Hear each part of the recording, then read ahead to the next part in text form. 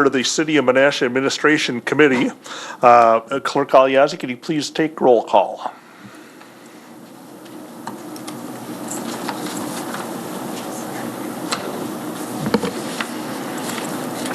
I have it here. Alderman Grotti. Here. Alderman Benner. Here. Alderman Nichols. Here. Alderman Taylor. Here. Alderman Sevenik. Here. Alderman Collier. Here. Alderman Kruger. Here. Alderman Zielinski. Here.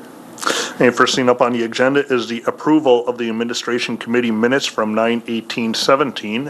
Is there a motion?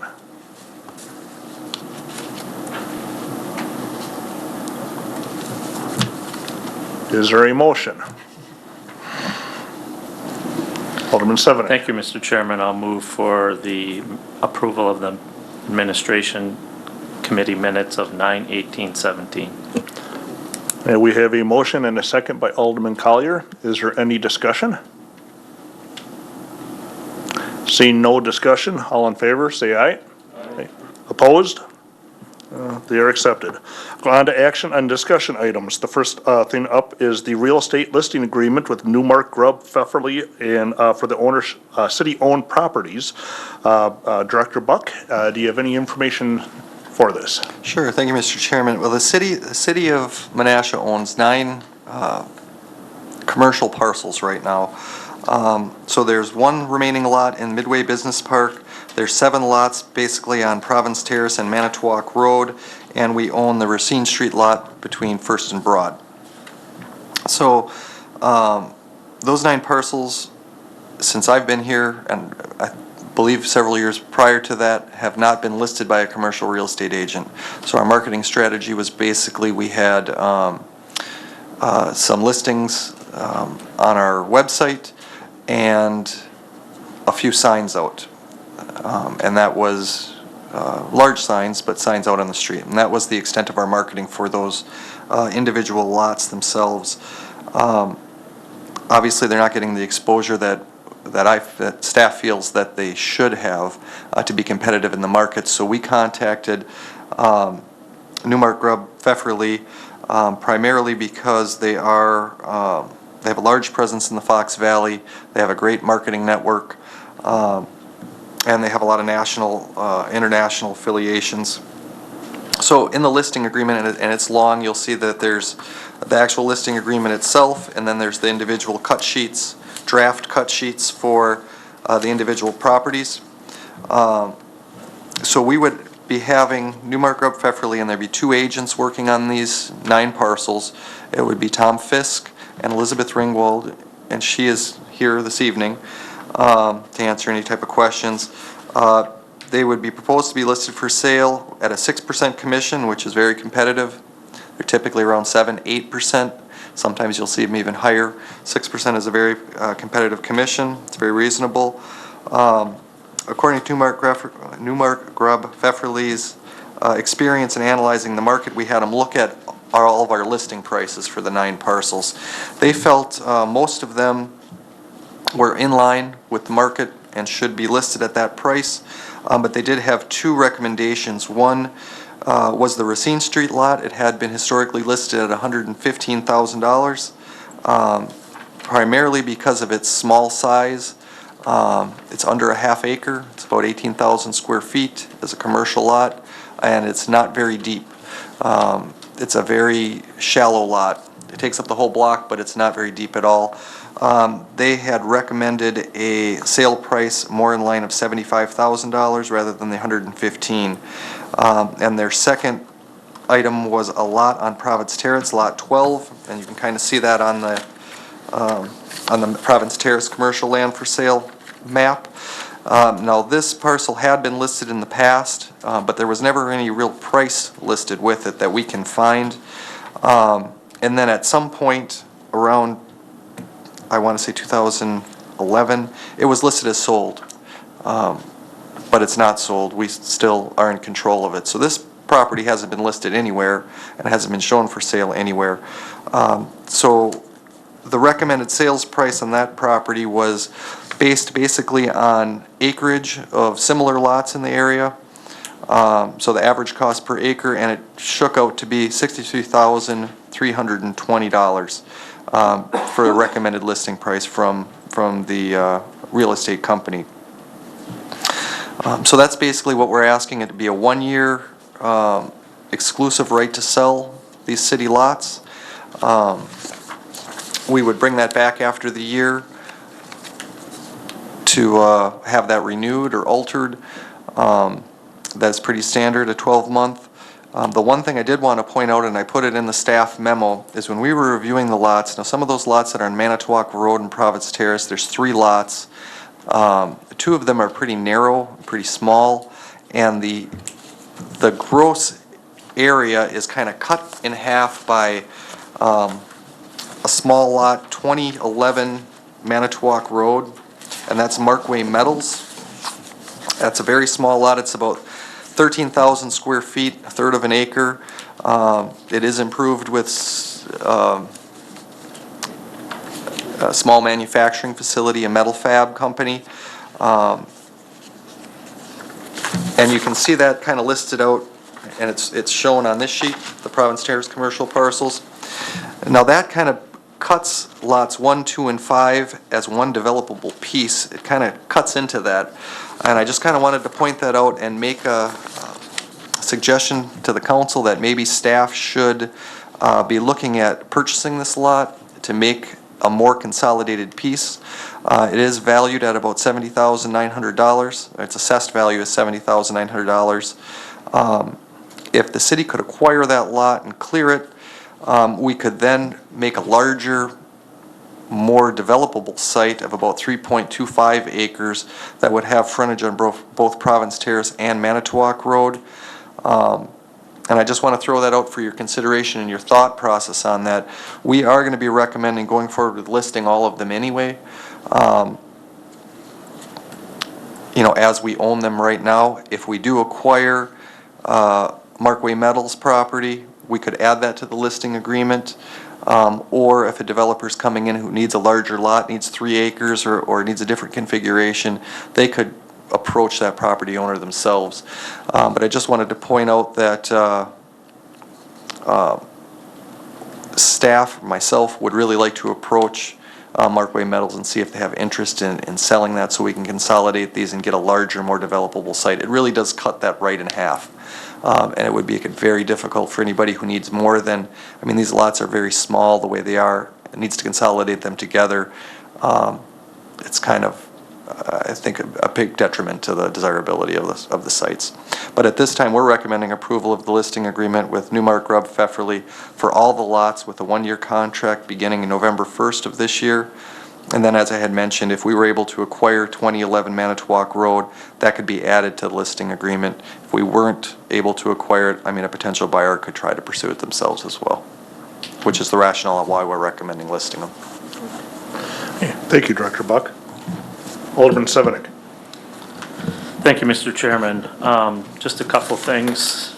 The commercial downtown properties, better known as the properties across the street from the post office. I'm sure we could have sold those properties at any point, but the council has been very concerned about what might go there. And so I just want to make certain that, we list it at a lower price and then we sell it and it turns into a parking lot. We don't want that, okay? So I want to make certain, and I want to go on the record of stating that. Also, your other recommended properties, I think you said 2011 Manitowoc Road or whatever, I think that has to come in at another day or something for us. I agree with you. I think that's a good plan for the city. The way that is laid out right now, it's a bad setup, and potentially we could have a very nice development there. So, Mr. Chairman, at this time, I'll move to recommend to the Common Council a 1-year contract with Newmark, Grubb, and Pfefferly beginning on November 1 of 2017 and including the reduced price of the Racine Street lot or lots, and the Realtor recommended sale price for Providence Terrace, Lot 12. Okay, we have a motion. Is there a second? Second. We have a second by Alderman Collier. Is there any other discussion? Alderman Nichols. Thank you. Ms. Ringgold is here this evening, and if it's all right with members of the committee, I would love for her to tell us more about what she will do to market these properties. I'll move for unanimous consent to hear. So be it. Let's move on. Well, these properties will not only be on our website, which is national, and we have a lot of local affiliates that we will be able to get all of this out electronically through websites. We do a lot of direct mailing, postcards, email blasts to a whole database that we've already gathered of users, buyers, investors, developers. We'll have signs on the property as well. We have 13 agents in our Appleton office that will be working and aware that all of these properties are out there as well. Thank you for that. Alderman Collier. Would it be better for us to have a year-to-year deal, but for the first year, have them start and give them a 14 months, so it'd go after this year, January 1st to January 1st? I'm saying this year it'd be 14, because it'd be next 2 months. Then go year-to-year from there. That would be more directed towards Director Buck. That wouldn't make a difference. I mean, typically a 12-month is just typical. As far as a January 1st, it doesn't matter if it's November 1st or Okay. January 1st. We'd be bringing it back to you at that time. I did want to make a comment too, is if you did want to put a covenant on the lot sale of Racine Street, that it not be used for a parking lot. I don't have the zoning code in front of me. I'm not sure if that's a permitted use there. Once it's sold, so if somebody offered the asking price and we are obliged to sell it at that point, I don't know if that's a permitted use in the zoning code or not, on a standalone. And I'm sorry, I don't have the information with me to tell you that. But you could put that as a covenant of the sale for that lot. So you're asking for an amendment? I'm just bringing up that you may want to consider that. I'm not asking for it, but I want to address your concern. Okay. The city attorney just informed me that we do need amendment for that. Well, then I'll offer an amendment. Hold on. Go ahead. Thank you, Mr. Chairman. I'll offer an amendment to add the covenants that the property on Racine Street not be sold only as a parking lot. We have an amendment on the floor. Is there a second? Second. We have a second by Alderman Collier. Any discussion on the amendment? Alderman Taylor.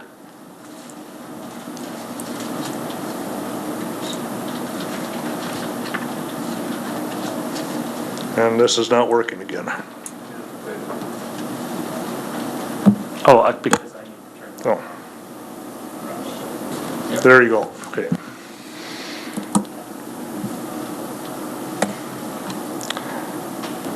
Alderman Zelensky. I wasn't on the council at the time. I think it was like, I don't know, 6 or 7 years ago, but didn't they try, someone wanted to buy it and put a parking lot there, and then, so why would we have to make this amendment if we can deny it anyways? Sure. When the offer came in before, it was just an offer directly to the city. When it goes to a real estate company, the listing price, unless you put a covenant in that contract, they have to accept it for, so if you ask $100,000 for something and somebody comes and says, I'll give you $100,000, you can't say, no, we don't like the cut of your jib, we're not going to sell it to you. You have to accept it at that point. Okay. When it was just the city and it wasn't a listing agreement, it was somebody coming, like going to a private owner, and they can just say no if they don't want to, but once it's listed, that's different. And is this basically the same thing we're going through with the building, that we don't know how this parcel is going to be affected with the new bridge? Well, the current plans, there'd be very little effect on this Little parcel. effect? Okay. So it wouldn't matter much. Okay. Should have put in can't be used as Roundabout. I'd like to make Roundabout's an outside the amendment to the area. amendment? No. Is there any other discussion on the amendment? See none, we will take a roll call. Okay.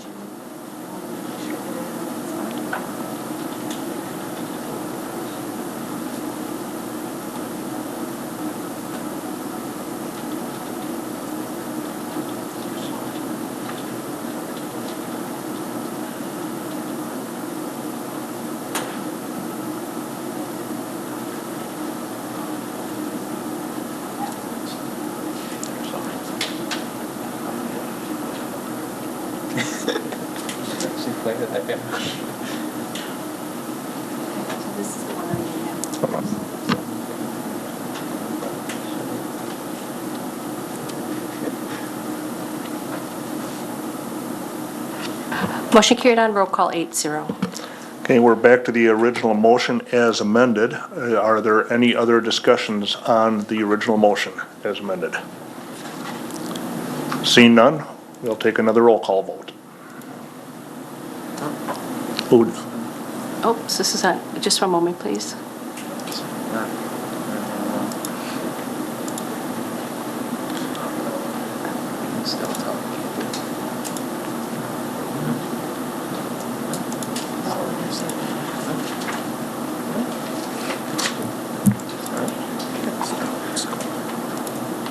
There. Okay. Now you have the right, it's up there.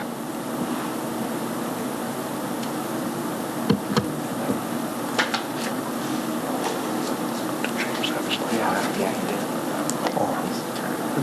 Didn't show up on here. It was motion carried on roll call 8-0. For whatever reason, it skipped. All right, up next is the parking enforcement online payments. I'm not sure, it would be Chief Staka? Well, I could give this to finance if you want. But I wrote the memo, so we'll give you the insights. The council had approved the switching to T2's new system for parking enforcement earlier this year. And at that point, we had discussed that one of the features on the new system affords citizens to be able to pay a parking ticket online, which is a capability that many municipalities have that we have not had for years. There is no additional cost that's built into the T2 system itself. So that kind of gives you the platform. That gives you where a person can actually pay. But there's two other portions that go along with accepting any credit card payments, whether online or on site. One is called the gateway, and the other is the merchant service account. The gateway is what processes the card to make sure it's a good, valid purchase, and there's room on that credit card to make the payment. And then the merchant service account is where the money gets dumped into from the credit card company. And then from the merchant service account, it just automatically gets transferred to the city's account. T2 works with, probably 6-7 vendors. We contacted all of those vendors to get their pricing. What we ended up finding is that the company that we're looking at going with, First Data, is the cheapest for our purposes at this point. Some of the other ones may have slightly lower credit card fees. However, they then will start doing things of having a higher monthly requirement as far as how much would be charged up.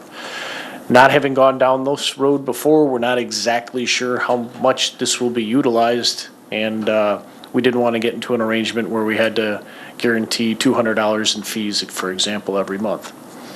So what's kind of before you right now is we're at sort of a crossroad. There's no specific agreement with FirstNet that goes along with it. If we didn't like the company and wanted to switch next month, we could. So it's really no different than the guy buy your gas at Quick Trip or Shell or BP or whatever. We're able to switch that off, and it would just be whatever fees or costs there are involved with that. Now, there could be different fees with T2 to switch, but as far as the credit card company itself, there isn't. So then it really boils down to what does the administration committee feel about the credit card fees that get assessed? There's two ways we could go about it. The city can eat those costs, like when you go to a restaurant, they don't give you a surcharge at a restaurant for using a credit card, generally speaking. Or do we add a convenience fee, so to speak, to the online payments. I guess it's our recommendation is why should the city as a whole be penalized, or why should the taxpayer be penalized for someone using a credit card to make up those additional funds? So it's our recommendation that we would increase or have that convenience fee added on to the credit card payment. So we'd be looking at a 5% or a 5% surcharge that would be added to a person paying a parking ticket online. Obviously, if they would send in a check or come in and pay the ticket at the police department or the finance department, there would be no fee for that. It would just be if a credit card was utilized. The other thing we did when we were looking at this vendor as well as other vendors is we just did not want this to be for parking tickets long-term. We're going to kind of experiment with it with the parking tickets, but it's been the advice from many of you that have talked to both myself and Peggy when she was here about the ability of the city to more universally take in credit card payments for various fees. This system would allow for us to expand and be able to utilize credit card payment readers in different parts of the city. Obviously, there's different fees and things that are associated with that, but we could go that direction. The credit card fees when you're paying online are higher. When you're actually paying in person with that credit card and you're swiping it, could be lower. So that's why we have in the memo that if we just did this for online and parking tickets, the 5% we believe would pretty close to what we're estimating cover the costs. However, if we'd go to on-site payments, we likely could reduce that to a 4% convenience fee because of the fees that the credit card companies would be charging us. So that's kind of the where we're at with it. So we're looking for your recommendation as to which way you'd like to go with it. And I guess you do have a third option. You could say, we don't want you to take credit card payments, and we'd go that route. Thank you, Chief. Alderman Sevenick. Thank you, Mr. Chairman. Is this a recommendation then to the Common Council? I'll move that we recommend to the Common Council the convenience fee and assess a 5% surcharge for all credit card payments. And also, payments would be accepted and for online would eventually be reduced to 4% for all payments. Do we need a motion to include the first data, the actual company that they would be going with? I think you know, because you have that. There's no, it's a month-to-month agreement. Okay. You could, I don't know. I guess I'd If it's defer to the not city necessary, attorney. we can stick with that motion then. Okay. So we have a motion and a second. Who was the second? Alderman Collier was a second. Is there any discussion?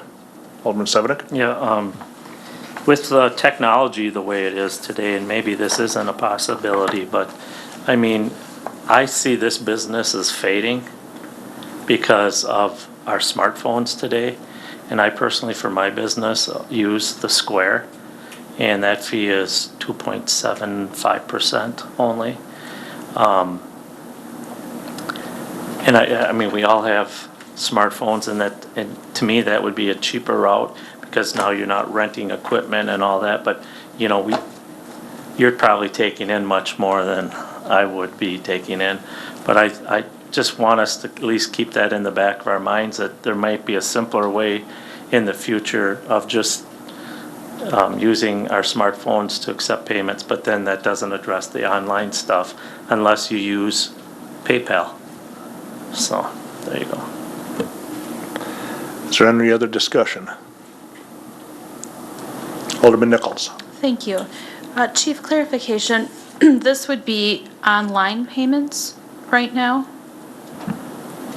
That's correct. It would be for online payments for parking tickets. Okay. I was a bit confused with the on-site adjustment. I thought we could do either or at this point. We would be able to have the capability with this company to be able to do that. I guess, as John and I have talked about, let's just see how this goes first. It's uncharted territory. We want to make sure that they have a good handle on the accounting as it's coming in first, and then we can look at the next phase. That sounds like a plan. And after that process is evaluated, I hope that we, as a city, would seriously consider extending the credit card payment system for other services through the city as well. Is there any other discussion? Seeing none, can we take a roll call vote, please?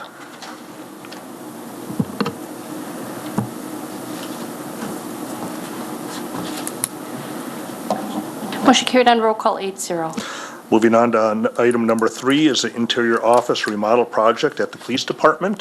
Chief Stika, you're up again. I'm exceeding my minutes today, I think.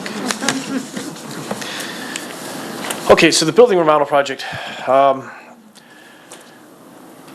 When we originally went down the road of looking at stuff with the police department and actually portions of the fire department, we identified 3 projects that were in need. One is the evidence processing and storage area. That is being addressed by the approvals that have previously been given. The second 2 areas were a reconfiguration of the administrative offices, and the third was a non-secure area for both police and fire, small meeting room area that would kind of reconfigure a portion of the front part of the fire department. We were hoping that bids could have come in even better than what they did, and unfortunately they did not, to incorporate either or both of those other projects. So what we ended up doing is we had talked with the builder as well and said, a lot of things are really going crazy in the commercial building industry across the board, especially now with the hurricanes. The costs are just shooting through the roof. Knowing that this was one of the things that we needed to take a look at, we then had Keller give us a bid on what the administrative office side of it would cost. Knowing that we're already bringing in people to do the evidence storage area, if a guy has to paint 4 walls versus 6 walls, how much more would that be to do this additional portion of it? So we got the estimate, which is before you, as far as taking care of those areas. It would be $20,847. Now, we did not want to come back to you in any way, shape, or form looking to borrow any additional monies, and we looked back at our budget for this year, and a couple things ended up going on, which puts us in a position that we know that we're going to be ahead of budget for this year. One is in the labor. We knew going into this year that we were shorted approximately $30,000, just playing the hedge that people leave and we don't hire people right away, that we thought we'd be below budget there. That did end up being the case. We also were hit with 2 retirements that were quite expensive. As a result, I've never been over my budget, and I plan on never being over my budget. So we made the decision that we were going to hold the position open, and we have for pretty much this entire year. As a result of that position being open, we not only paid for the retirements that we had, but we had also hired another officer who ended up not choosing to stick in the law enforcement field. So we ended up saving some additional labor dollars there. We also had budgeted for one of our lieutenants to go to one of the command colleges this year. However, that class got canceled. There's about a $6,000-7,000 savings there. And one of the squad cars we were supposed to replace this year ended up we didn't. We were able to move a different vehicle into the replacement schedule for that. Since the council approved going to the SUVs, we're getting like 4 to 5 years out of those, where before we were about 3 to 4 years out of the regular car. So that was a very wise move that you folks all approved. So the savings that we're seeing in all that is that we would be able to pay for this building addition with no additional expense. However, we know the sensitivity that the council and admin committee has had, that when you approve a budget, you're approving those dollars for labor, and we didn't spend it on labor. So that's why we are bringing it to you for your permission to be able to reallocate funds within our budget that were intended for one purpose, but we'd like to use them for this other purpose. Thank you, Chief. Alderman Sevenick. Thank you, Mr. Chairman. At this time, I would move that we move forward with the interior office and recommend to the Common Council remodeling project at the police department in the amount of $20,847. We have a motion. Is there a second? We have a second by Alderman Benner. Is there any other discussion? Alderman Taylor.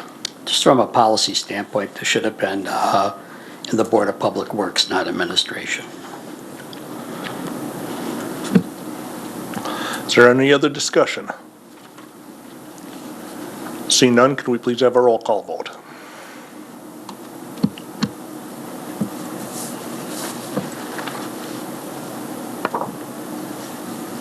Motion carried on roll call 8-0.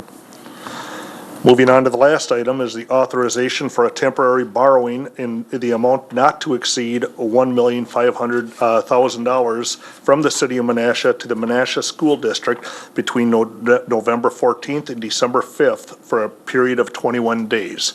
Director Jacobs, can you take it from here? I sure can. When I first arrived in August to the city, the school district approached me with a request that came from them.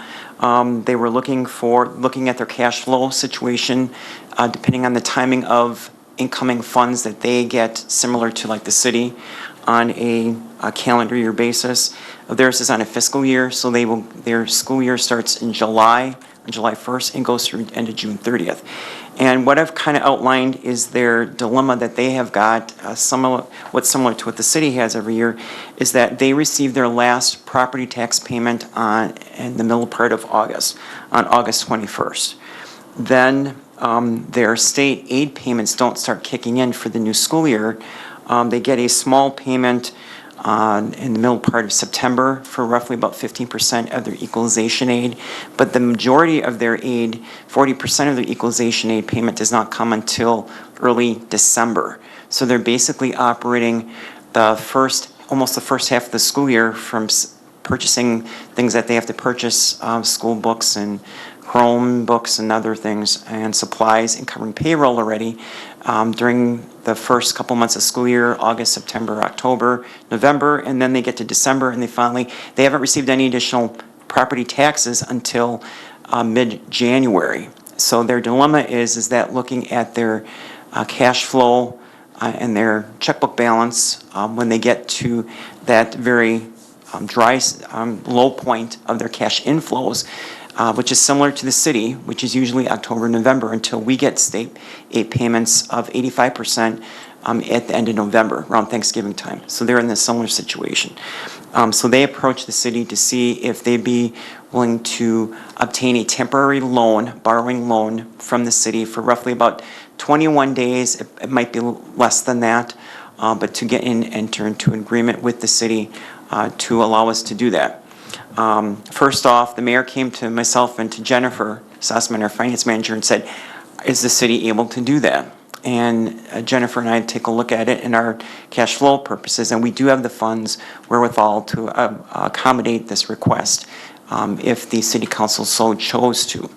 Then we looked at the interest rate that we might charge, and we had some discussion on that, and we looked at roughly, we're trying to be very fair with the school district, to be a good partner with them, and that we would look at what we're getting at the bank, and then charge roughly about 10 to 20%, or 0.2 to 2/20%, which is 20 basis points on top of that. So right now, our interest rate is roughly between the local government investment pool and the city's checking account. We're earning roughly about 1%, but we know the Federal Reserve will be meeting here on October 31st, November 1st, so we know the interest rate has a possibility of going up, so I didn't want to lock us into anything within rising interest rate environment. So we were proposing then with the school district to offer the 20 basis points on top of what we would be earning normally right now with our liquid funds that we have in reserve.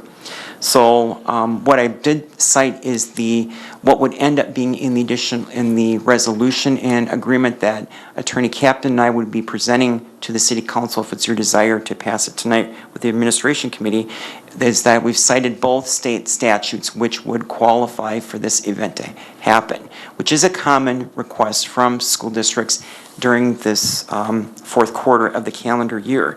That state statute 62.129 allows a city council to temporarily borrow funds to a school district if it's for a temporary expenses need, which would be repaid back in a relatively short amount of time.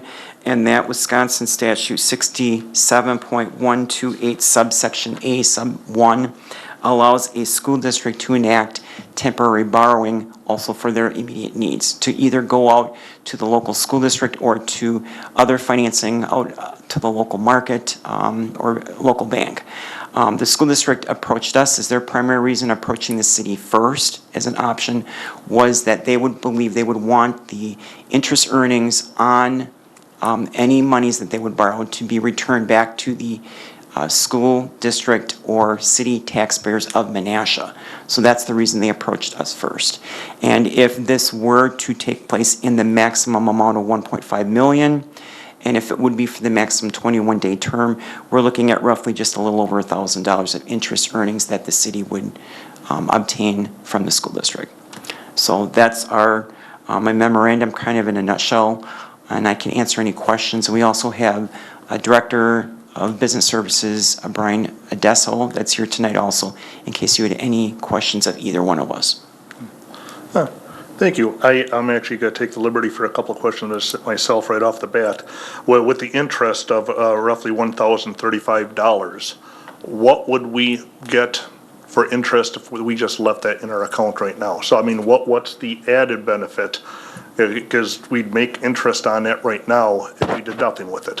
Right. I mean, probably if I estimate right now, we'd probably be just a little under $1,000. So we would be gaining maybe a couple $100, if that, on the extra 0.2%. Okay. Another question is as a city, we have reserves for situations like this. Does the school system not have the reserves, or what? We've had this talk, and I'm really hesitant about this because of what happened with the spending on the school, Calder Stadium, the whole 9 yards. And I really don't like the city's coffers looked at as a safety net for other entities. That just bothers me. So I'm taking you don't have the reserves, but is your staff hours, was that even considered? Because I know you did a lot of work on this. Was your staff hours and the time that the taxpayers of the city paid you and other staff to put this all together, is that even been remotely stated it was going to be compensated? Sure. I know Jennifer had spent very little time on the computation to look at our reserve balance because she does prepare on a weekly basis all of the cash inflows and cash outflows going on. So she's keeping track of our checkbook balance and projecting forward. She's doing that already as part of her job. So she just basically did additional projection going forward, and she said, John, there's the wherewithal that the city can do this for a short amount of time. Because we get for one thing, we get out our 85% of our state aid payments in during that window already, so we definitely would not be without, and we'll be collecting property taxes already by the third week of December. And we also have the borrowing, our capital borrowing that we'll be having occurring probably end of the month of November or sometime in December. So, and we still have reserves on hand, so we're definitely in a very good position right now with the little time that she spent on it and with the little time she spent with me. Did it take me a little time to write the memo and look up the research? Yes, but I've got everything I need to talk with Attorney Captain on just the draft resolution, which I have a model that I found from School District Wisconsin Rapids. So that we have a model. Neither Attorney Captain nor I would have to spend much additional time on it, but we already have a draft model that we could work off of that would fall into this similar situation. Thank you. Alderman Sevenik. Thank you, Mr. Chairman. At this time, I would direct that City Attorney Captain create a resolution for a temporary borrowing note agreement between the City of Menasha and the Menasha Joint School District for the amount not to exceed $1,500,000 for the 21-day period of November 14th through December 5th, 2017, and have it for our next council meeting. And we have a motion and a second by Alderman Collier. Is there any more discussion? Alderman Zelensky. Thank you. As Alderman Kruger mentioned, so on the staff time, that's the thing that gets me is you're sticking your time into this and there's going to be time in the future. Do you have an estimated amount of hours that you're going to throw at this? I am hoping that we can do this in probably less than an hour, that we have of my time left, and after Attorney Captain takes a look at the draft model that I've got already, the template for, I'm hoping we can do it in less than an hour. do you think we should be charging for our staff time? We probably could, but I guess I'm trying to be a good faith neighbor and our landlord, and that we have a really, the relationship that you started here with this, between the city and the school district in this building. I mean, I'm proud for the building fee that we have in our budget, or the way it is already now, because I know what it could have cost if we would have gone into a brand-new building. So I feel as if we're being a good faith neighbor on a wonderful opportunity we have being in this building, which includes maintenance costs, or which includes janitorial services and things already built in. So I feel we're really the minimum amount of time staff would be putting on this. I wouldn't be comfortable in just billing them for just a couple hours of our time based on the good relationship we've got with being in this building.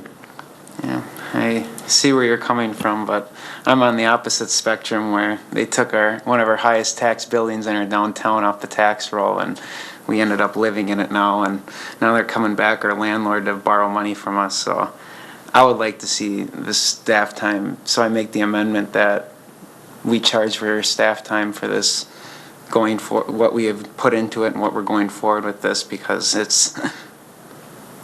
I think it's time out of our days, and we can't always be viewing as our staff time is free, just like we have done in past projects, because it's not free. The city of Menasha taxpayers are paying for this staff. Thank you. And there's a motion on the floor to amend to include the staff time into this borrowing agreement. Is there a second? I'll second. We have a second by Alderman Severnick. Is there any discussion?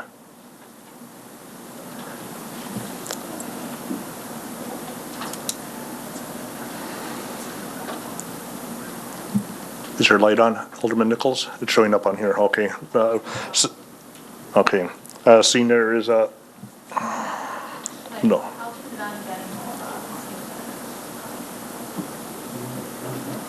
No, this is froze up again. Mine wasn't when I just shut it off. Okay. Oh, yeah, Alderman Grady.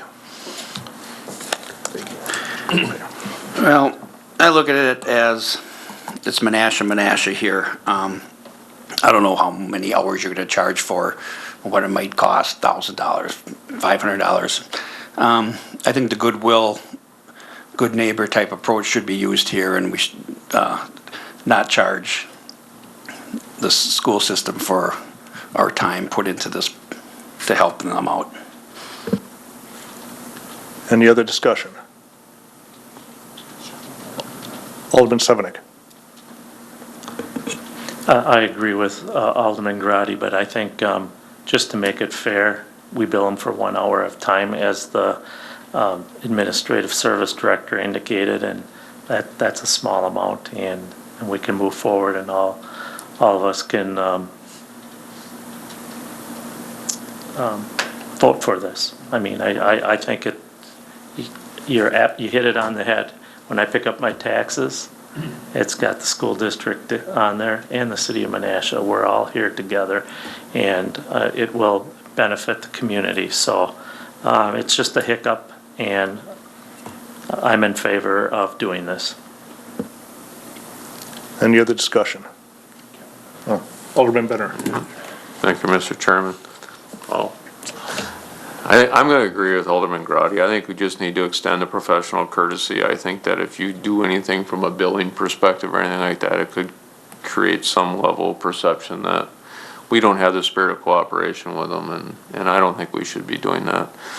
As professionals from both sides, I think there's always quid pro quo to be had from both parties, and I'm sure that we'll get this back if we haven't already. So I will not be in favor of this amendment. Thank you. Any other discussion? Seeing none, can we please have a roll call on the amendment?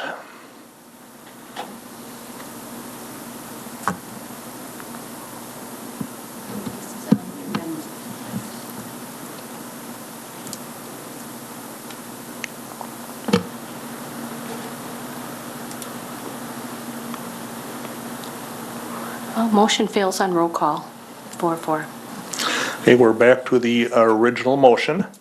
on the authorization for temporary borrowing. Is there any other discussion? Alderman Nichols. Thank you. We haven't seen something like this before in front of us, and I can't recall a time in my time in Menasha where something like this has come forward. And so if either Director Jacobs or Mr. Adesso is here in the gallery, could address what might make this year different from other years, or if this has happened in the past and the school district has chosen to take a different route, or if we might be able to expect this in the future. And this is just to quell some of the rumors and stories that I've heard out in the community. Unanimous consent. Ask for unanimous consent for the speak. Yeah, so be it. Give the floor to Becky, so ask for unanimous consent. I don't think his is turned on, no. There it is. So every year, we prepare just like everyone else prepares for any shortfalls. That's all this is right now, is we're preparing for it. Years in the past, it's always been very tight with how the state gives out the money. There is legislation put forward by Luther Olson right now to spread out our equalization aid payments more evenly across the year instead of withholding. It's well over 40% of our aid until our fiscal year is actually over. So we have to operate without 40% of our revenue while we wait for the state to give out their money. This is very common with other districts. We haven't done it. We still plan to hopefully not use this. We use extraordinary measures just like the federal government does. And we have been doing that for the past 4 or 5 years. So we were just looking for a creative way to keep the taxpayers' money in the city in Menasha. I mean, we could look at, I know the county will give us this loan no problem tomorrow without any discussion or anything. We just thought it would be better to keep it within the citizens here. We have looked at other institutions before in the past, so we're just planning. Thank you for that clarification.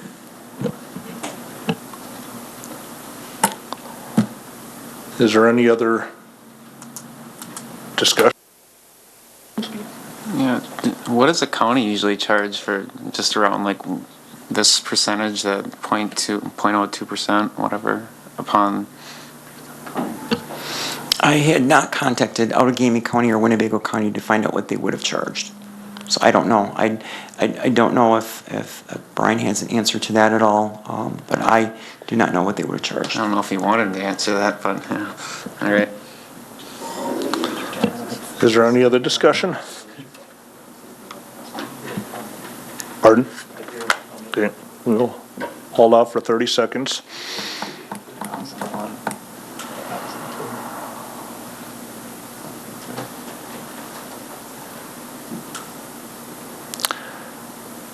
Is there any other discussion?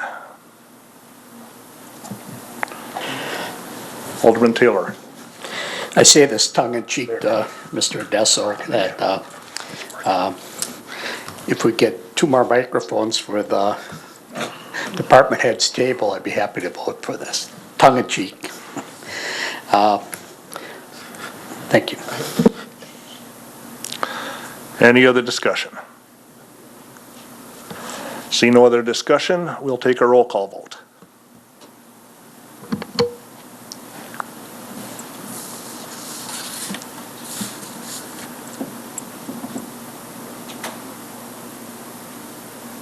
Motion carried on roll call 7-1.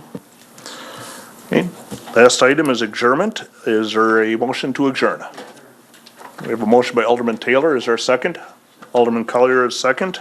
Any discussion? All in favor? Opposed? We are adjourned.